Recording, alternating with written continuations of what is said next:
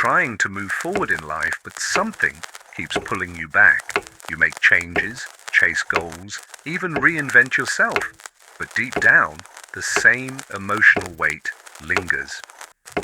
No matter what you achieve, it never feels like enough. This is the shift. The quiet, powerful moment where the fog starts to lift. When you no longer look at your father as the mirror that reflects your worth, but as a man, flawed, complicated, human. Not a god, not a monster, just someone who passed you a story shaped by his own fear, his own silence, his own ghosts, and you get to decide how it unfolds. That constant ache for approval, that quiet fear of never being truly seen. It might be about your father and the voice he left inside you. Today we're going to unpack the hidden ways your relationship with your father shapes your self-worth, your relationships, and the way you move through the world. Because the truth is, you will never fully heal until you understand this. And once you do, everything changes. Stay with me. This might be the conversation that rewrites the story you've been living.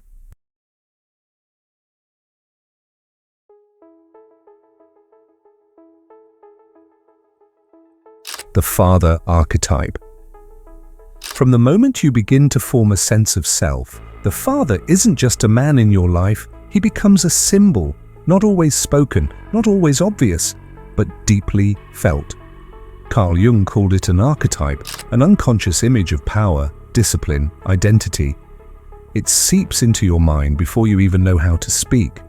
Whether your father was present or distant, gentle or harsh, his energy becomes the blueprint, authority, protection, structure, expectation.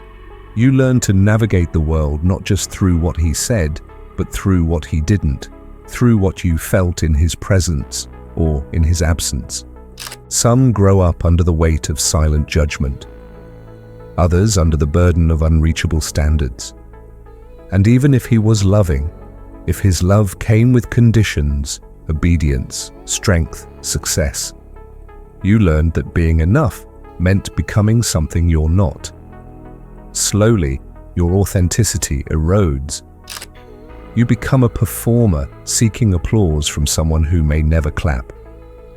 That's how father wounds bury themselves, in your work ethic, in your fear of failure, in your inability to rest without guilt. It becomes normal to hustle for worth, to confuse pressure with love. And it doesn't stop there. This archetype hides in your relationships. The boss whose approval you crave, the partner you try to impress, the voice in your head that tells you you're still not good enough. These aren't just habits, they're shadows, pieces of the father figure cast onto every corner of your life. That's why shadow work matters. Not to blame, but to see, to reclaim what's yours and give back what never was.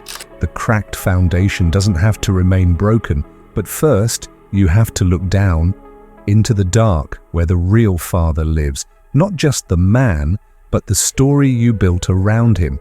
That's where healing begins, when you stop building on silence and finally choose to rebuild on truth.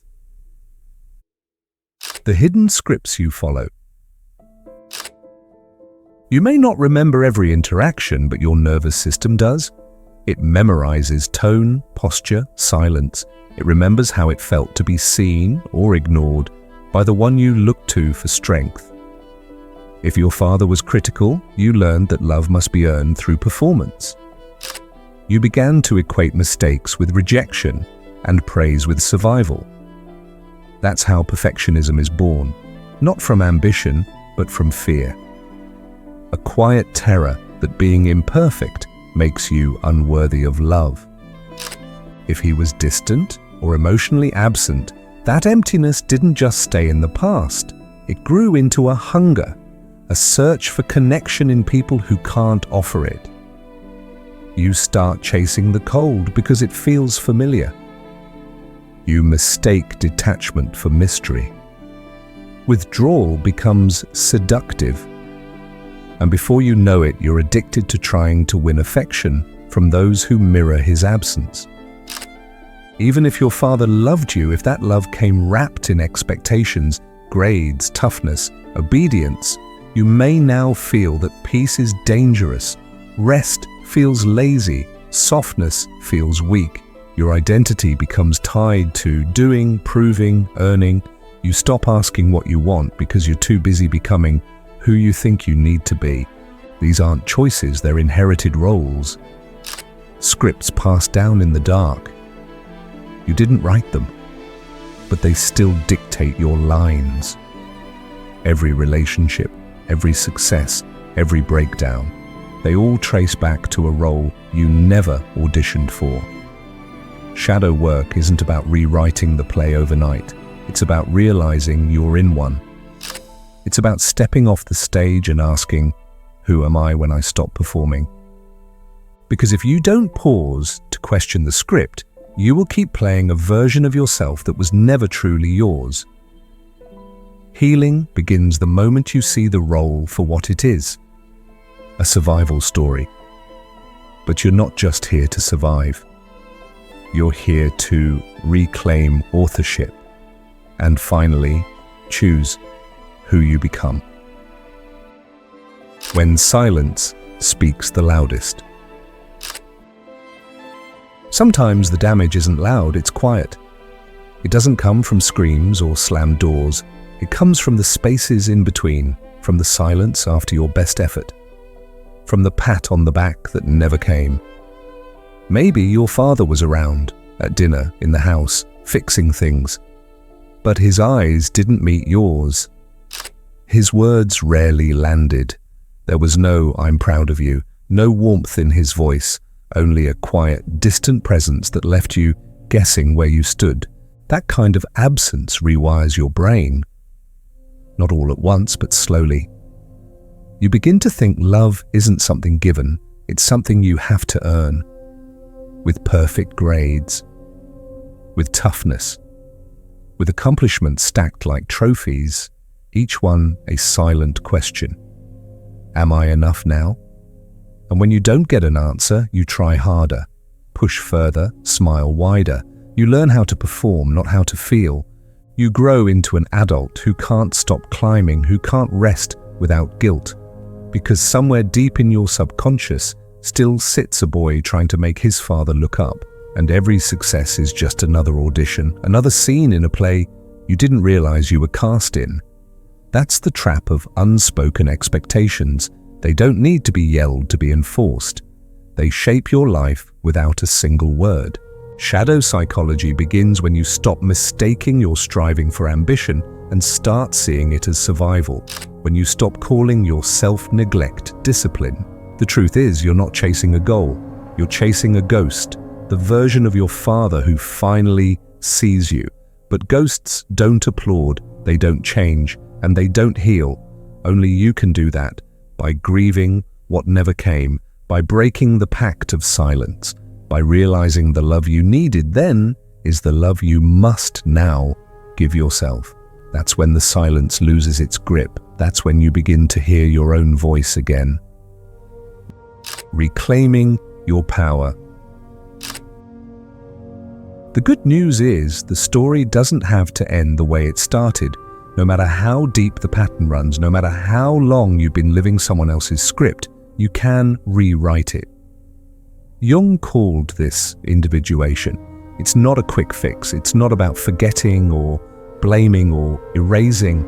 It's about finally stepping into who you are beneath the masks, the roles, the survival mechanisms you learned just to feel safe.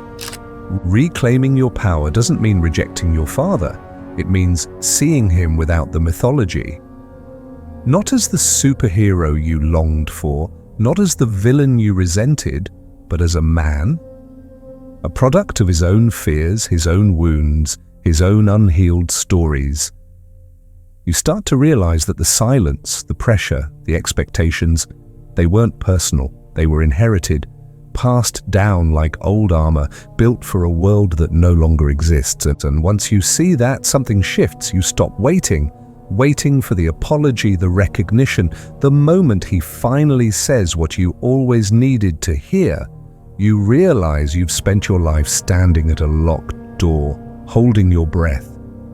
But the lock isn't broken, it's just not yours to open. The permission you were waiting for, it was never his to give.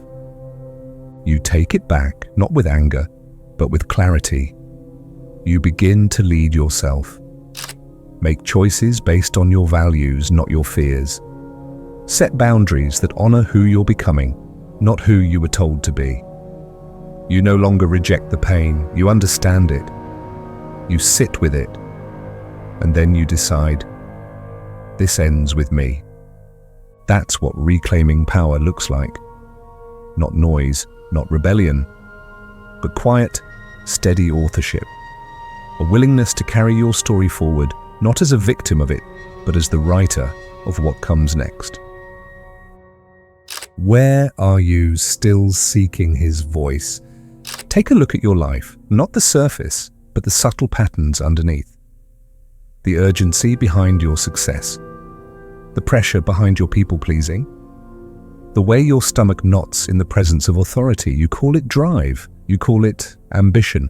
But sometimes it's just a haunted echo, the voice of your father, still directing scenes from a script you never agreed to. Maybe you overwork, not for the love of the craft, but to impress someone who's not even watching. Maybe every deadline feels like a test, every accomplishment like a plea. You aim higher, push harder, chase more, but the satisfaction never lands. Because you're not chasing a goal, you're chasing his nod, his approval, his presence in the absence. Or maybe you shrink in the face of power. You feel small around people who remind you of him, stern, withholding, impossible to read. You slip into old roles, become the quiet one, the agreeable one, just to keep the peace. It's automatic. That's the nature of shadow work. What you don't face controls you.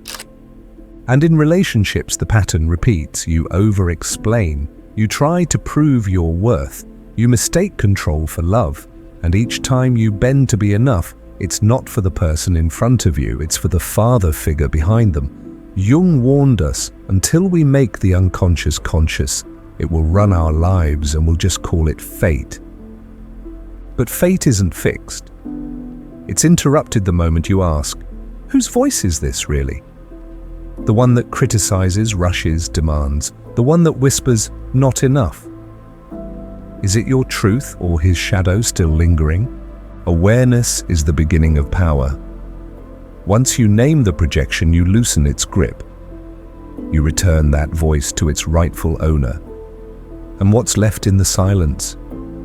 Your own. The one that's been waiting underneath all along. The one that doesn't demand but invites. The one that doesn't echo the past but writes what comes next. Practical steps to break the pattern. Healing doesn't begin with a breakthrough, it begins with a pause, a single moment where you catch yourself in the middle of a reaction and ask, wait, is this really about now? That flash of defensiveness, that tightness in your chest, that sudden need to prove yourself. It's not just stress, it's a signal, a thread leading straight back to the emotional blueprint you've been carrying since childhood. And if you follow it, it always takes you somewhere older, somewhere unspoken. The real work begins in practice. Start by noticing those internal flinches, the situations that shrink you, trigger you, or make you feel invisible. Write them down, track the pattern, not to judge yourself, but to understand the script that's been playing beneath your awareness. Then go one step deeper. Say what was never said, not for him, but for you. Write a letter to your father, uncensored. Let the truth pour out, the anger, the grief, the unmet longing. And when you're done, burn it, tear it, bury it. Whatever you need to do to release what your nervous system has held onto for far too long. And then name the belief, the one that says love must be earned, that you're only worthy when you succeed, that softness is weakness. These weren't conclusions, you inherited them. But now they're yours to challenge, to replace, to unlearn. Because this is where self-fathering begins. Giving yourself the safety, the encouragement, the discipline he couldn't. Not out of resentment, but out of responsibility. You become the protector you needed. The guide you waited for. The voice that says, I see you, and I've got you now. But don't do it alone. Speak it aloud to someone you trust, or to the page, or to the mirror. Breaking the silence is the beginning of breaking the cycle. Because once the shadow is named, it can no longer rule you. And from that place, you begin not just to heal, but to lead. You are not defined by his story. Healing doesn't mean forgetting what happened. It means refusing to let it shape what happens next. The story you grew up with, the pressure, the distance, the silence, that was his world, not yours. You inherited echoes, not truths. His fears don't belong in your decisions. His wounds don't belong in your self-worth. And his voice doesn't get to be the one that narrates your life anymore. Maybe he was never taught how to love gently. Maybe the only language he spoke was survival. That doesn't excuse the pain, but it explains the chain. And you're the one holding the final link.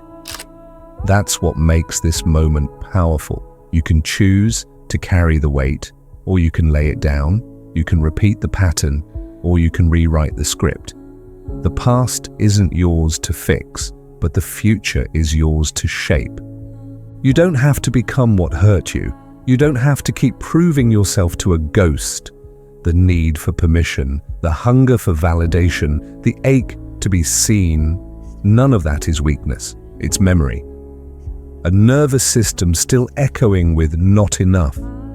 But now, you can choose what gets passed forward, what ends with you, what finally breaks. When you stop trying to change the father and start tending to the child within, something shifts. You begin to see that your story never started with him. It started with you. With the way you rise, with the way you love, with the way you look at yourself and say, I am no longer waiting to be chosen. I choose me. Let his silence become your clarity. Let his chaos become your compass. Because you're not defined by what you came from. You're defined by what you decide to become.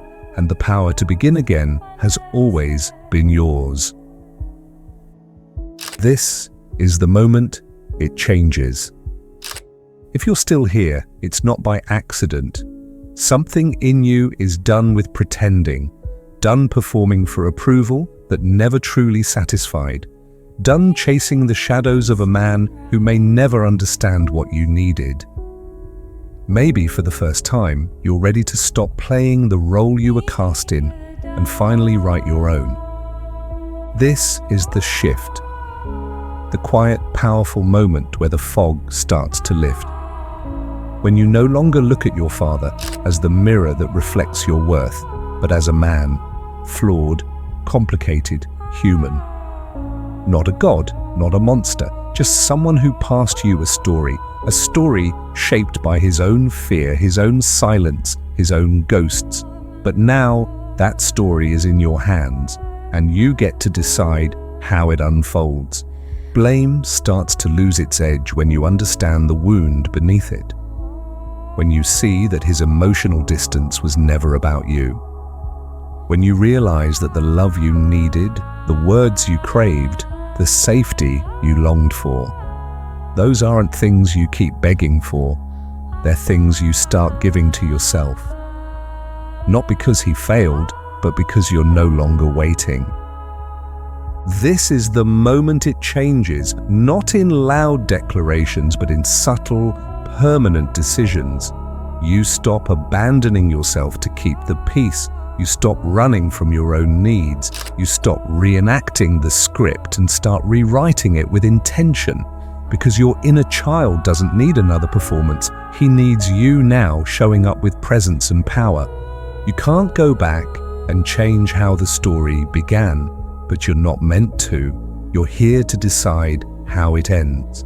You're the author now, and the second you put the pen in your own hand, the healing begins, not just for you, but for every chapter that follows. So if this message spoke to you, tell us in the comments. Your words might be the mirror someone else needs to see themselves clearly. Right. I choose to lead myself. Let that be your first act of authorship. And if you're ready to go deeper, watch one of the videos on screen. There's more waiting for you, more truth, more tools, more strength you didn't know you had.